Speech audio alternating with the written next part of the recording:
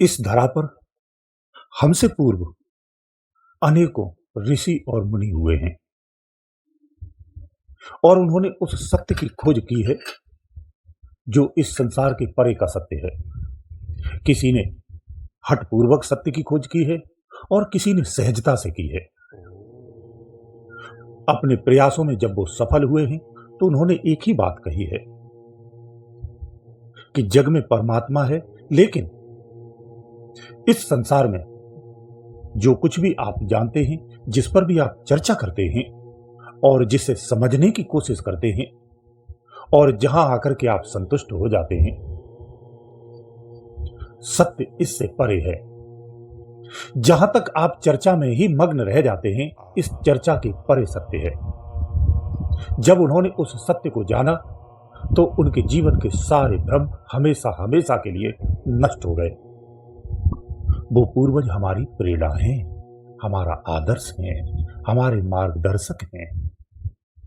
वर्तमान में जिस तरह से उनकी अवहेलना की जा रही है, उनकी प्रस्तुति को जिस तरह से अनदेखा किया जा रहा है, समाज उतना ही भटकता जा रहा है।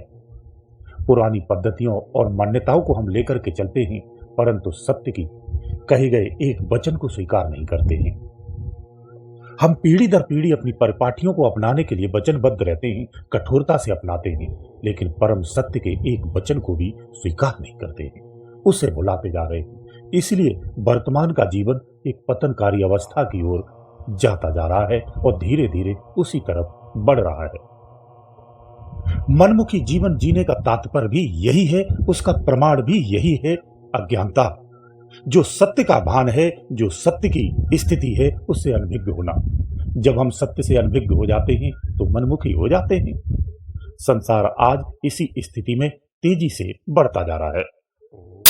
जो सत्य के जानकार हैं, सत्य के जो खोजी हैं, जिन्होंने सत्य को पाया है, वो ये सब देख करके काफी चिंतित होते हैं।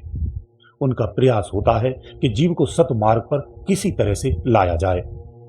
बल्कि सच ये है कि हमारा जीवन अध्यात्म से ही चल रहा है, परंतु उसके अधीन होते हुए भी हम उसे स्वीकार नहीं कर पाते हैं, उससे अनभज्ञ रहते हैं।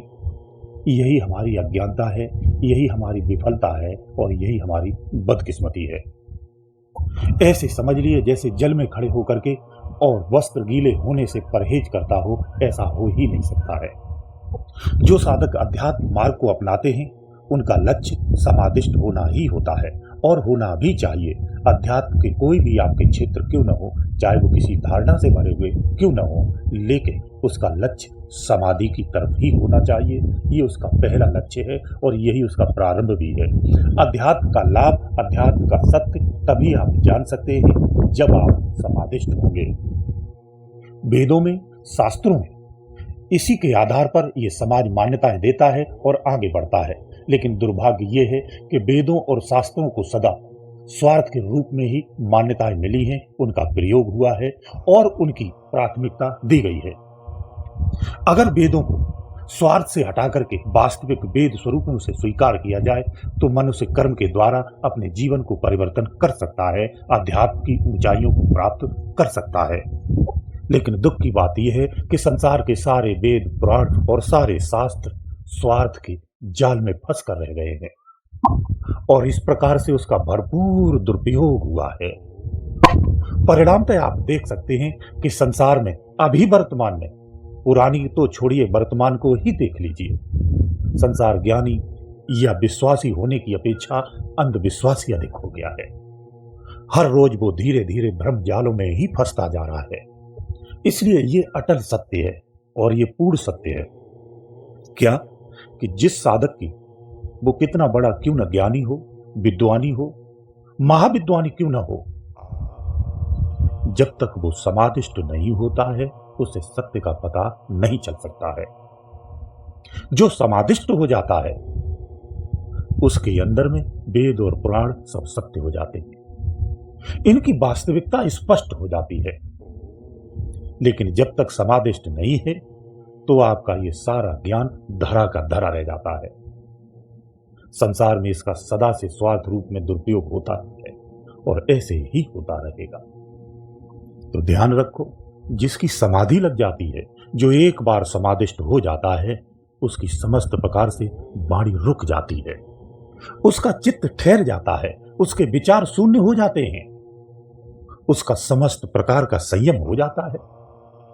क्योंकि ध्यान रखो, जितनी भी साधकें ध्यान से समझना, एक अवस्था ऐसी भी होती है जहां समस्त प्रकार के संयम खुद ब खुद हो जाते हैं, किए नहीं जाते हैं। ये तुम्हारी अपनी स्थिति इस प्रकार की आती है, लेकिन उन्हें कौन समझाए जो संयम में ही प्राथमिकता रखते हैं, इंद्रिय संतुलन में ही प्राथमिकता रखते हैं। संतुलन से सुयोग्यता आती है, सक्षमता आती है, पर परिणामी नहीं हो सकती है। इसलिए इन सब के परे अगर जाना है तो समादिष्ट हो जाओ।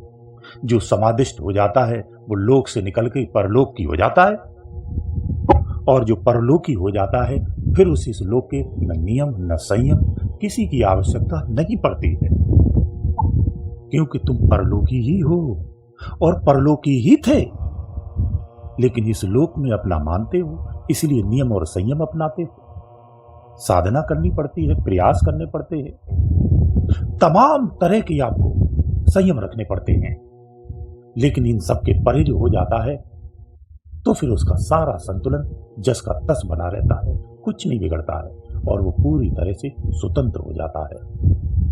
इसलिए हमें वो प्रयास करने हैं, सारे प्रयासों से हट करके वो प्रयास करना है जिससे परलोकी हो जाओ, परलोक में पहुंच जाओ। उसके लिए हमें समादिष्ट होना पड़ेगा, बिना समादिष्ट हुए संभव ही नहीं है। इसलिए कभी कभी कहता हूं, जो आप मानकर चलते हैं उसे जानकर चलो। मानकर चलना भी एक अंधविश्वास ही है, जो किसी के द्वारा बताया गया है उसे मान लिया गया है, जबकि सब कुछ यहां स्पष्ट है और सदृश्य है, कुछ भी छुपा नहीं है, यह कुछ भी अदृश्य नहीं है। इसलिए जो जानकर आगे बढ़ता है उसके जीवन में कोई भ्रम नहीं होता है, और हो भी नहीं सकता है। इसलिए जानकर आगे बढ़ो, मानकर आगे मत बढ़ो। ये तुम्हारी मानने वाली शक्ति, आपकी ये मान्यताएं कब बदल जाएंगी इसका तुम्हें भी पता नहीं है। सारे ब्रह्मांडों में, सारे लोकों में और सारी धराओं पर, सारे ग्रहों पर सब कुछ परिवर्तित होता है। वो किसी भी स्थिति में क्यों न हो, सब कुछ परिवर्तित होता है, परंतु एक परिवर्तित नहीं होता है, वो है सत्य यानी परमात्मा। वो परिवर्तित नहीं होता है। जब वो परिवर्तित नहीं होता है तो वो अदृश्य किसके लिए हो सकता है, यानी परिवर्तन होने वाली चीज के लिए अदृश्य हो सकता है। परमात्मा स्वयं में कभी अदृश्य नहीं है, वही केवल सदृश्य है। बाकी की सब चीजें उत्पन्न होती हैं और नष्ट होती रहती हैं, यही सृष्टि का क्रम है। तुम्हारा अंश भी उसी अंश से है जिससे तुमने अपना वंश का निर्माण किया है।